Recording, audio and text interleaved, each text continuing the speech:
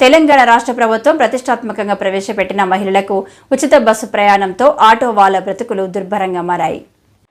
కొత్తగా ఆటోలు ఇన్స్టాల్మెంట్లలో తీసుకున్న వారు ఆటోలు నడవలేక నెల వాయిదాలు కట్టలేక ఆత్మహత్యలకు పాల్పడుతున్నారు. వారు జీవన ఉపాధి కోల్పోవడం వలన వారి కుటుంబ పోషణ భారం అయిపోయిందని ఆటో డ్రైవర్లు ఆవేదన వ్యక్తం చేస్తున్నారు. తెలంగాణ రాష్ట్ర ముఖ్యమంత్రి స్పందించి ఆటోలు నడిపే వారిని ఆర్థికంగా ఆదుకోవాలని వారు ప్రభుత్వాన్ని కోరుతున్నారు.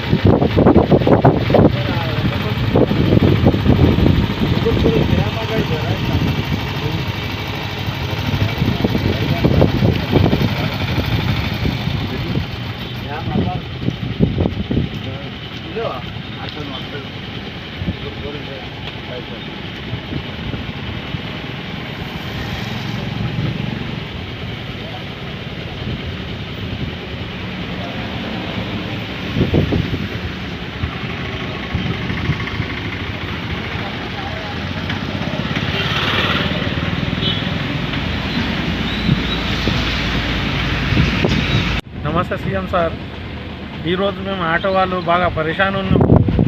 ఎందుకంటే మీరు బస్సులు ఫ్రీ చేసినారు, అయితే మాకు బాగా ఉన్నది. చాలామంది ఆటో డ్రైవర్లు చచ్చిపోయినారు. వాళ్ళు చిన్న పిల్లలు ఉన్నారు, భార్య వాళ్ళు కష్టం చేస్తున్నారు. వాళ్ళు బతికేదానికి బాగా పరేషాన్ ఉన్నది. మీరు ఏమైనా ఆలోచించండి. 12,000 ఇస్తారని చెప్పినారు, ఇప్పటిదాకా మా జోలీనే లేదు. మీకు అది చేస్తారు ఇది చేస్తారు అన్నారు, ఏం చేస్తున్నారేమో. కరెంట్ ఫ్రీ చెప్పినారు, కరెంట్ అయితే ఇది అయింది.